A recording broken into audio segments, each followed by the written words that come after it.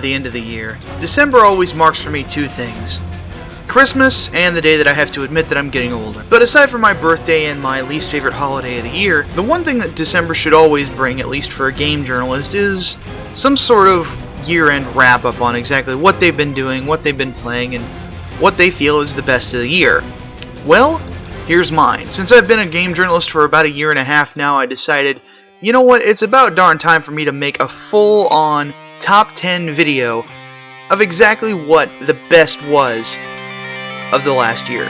So, without further ado, I am going to take on the best of 2011.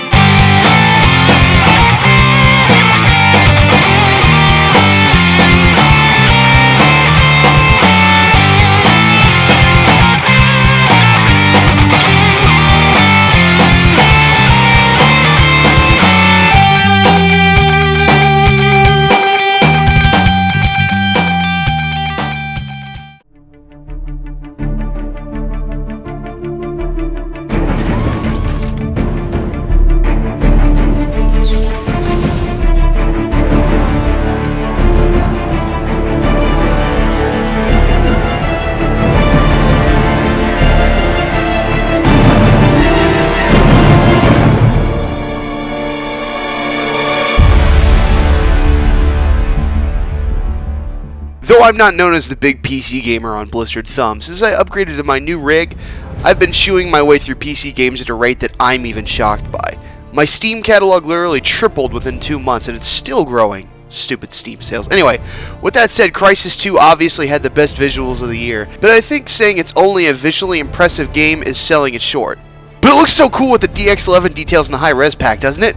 Okay, I'm banging on. The reason it's on this list is not because of the visuals, even though that does play a part in it, but for a different reason. You see, when it comes to visuals, I think that Crysis 2, better than any other game this year, was able to portray a ruined city better than anywhere else. It was able to keep it colorful, but also keep it very desolate. But beyond that, the game does an excellent job of making you, the player, feel like a super soldier and gives you the means to really just have a fun time in a super suit. Though the story's a little hammy, it's ultimately a very good shooter title with a great campaign, plenty of options for each player to approach their scenario, and some very tense first-person combat. It's not as big and sweeping as the original Crysis, but I think that it definitely deserves the number 10 spot on my list.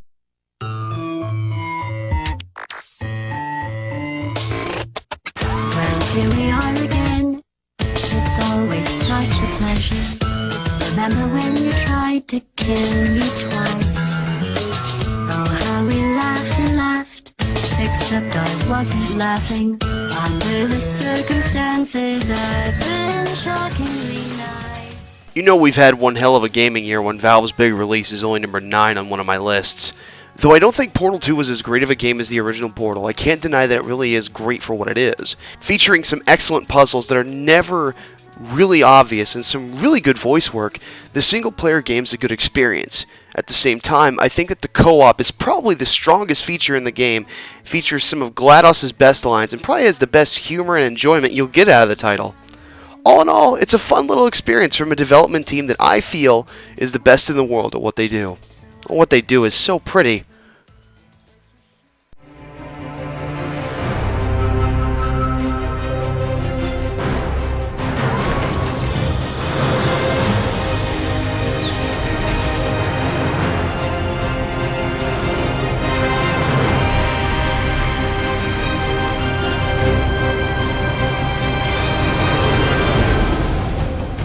Also known as Splice Marine! Kill them humans! To be honest with you, I wasn't a huge Warhammer fan until this year. I blame James, Yusuf, and mostly Johnny for getting me hooked on it. It started as an innocent download of Dawn of War 2, and now I'm swimming in the mythos. As for Space Marine itself, it was a really fun little shooter/melee fighter. It sort of felt like putting Gears of War and Dynasty Warriors in a blender and then just slapping the Warhammer 40k universe on it, and I don't mean that as a negative. Though the story was a bit predictable, there really was never a dull moment in terms of the gameplay. Though some weren't huge fans of this game, I really hope that Relic comes back to this sometime to continue the story of Captain Titus. I just have one request. Can we fight the Eldar or the Tyranids as opposed to or with the Orcs and Chaos?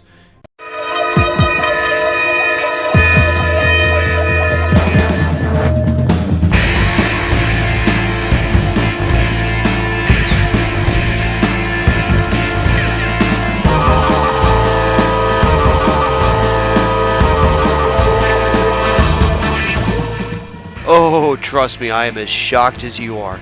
I cannot believe that I love this game as much as I do. A huge departure from the overly gritty crap of Driver 3, or Drive 3er if you want to make fun of the title's pretentious look. Driver San Francisco was a fun little driving game that actually introduces something new to the concept that feels fresh. The shifting mechanic that you can do actually takes about any situation you can find yourself in and gives you an incredible freedom to turn it to your advantage. On top of that, it allowed the developers to really just unload when it came to all the ideas that they must have just had on the back burner for years on end. It really is just a creative look at the driving genre that flips it on its head. Though the graphics are a little basic and some levels had some AI problems, the overall game is a must-own for sure, especially if you love driving games. Or if you love Starsky and Hutch. Or both.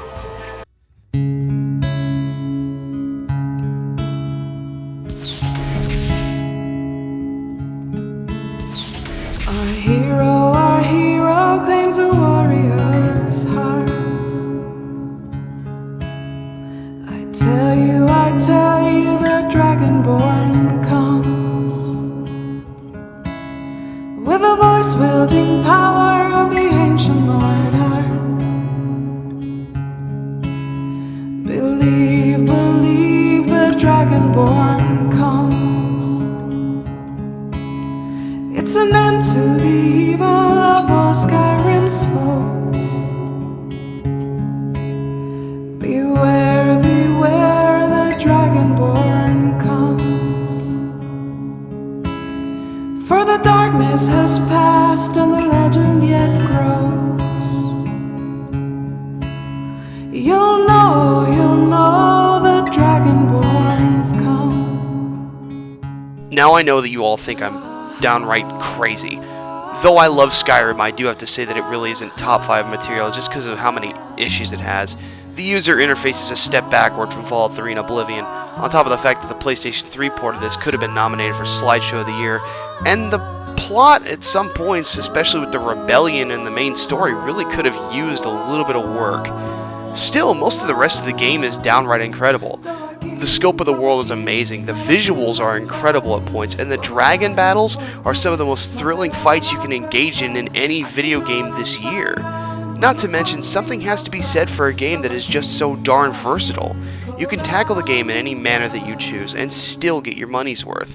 I know some people who just breezed through the main plot and still had a fun time with it, and others haven't even gone for a single dragon yet and still love what they're doing with the game. It's not the best that Bethesda's ever done, but I would say that this is easily the best sandbox-style title that you will find this year.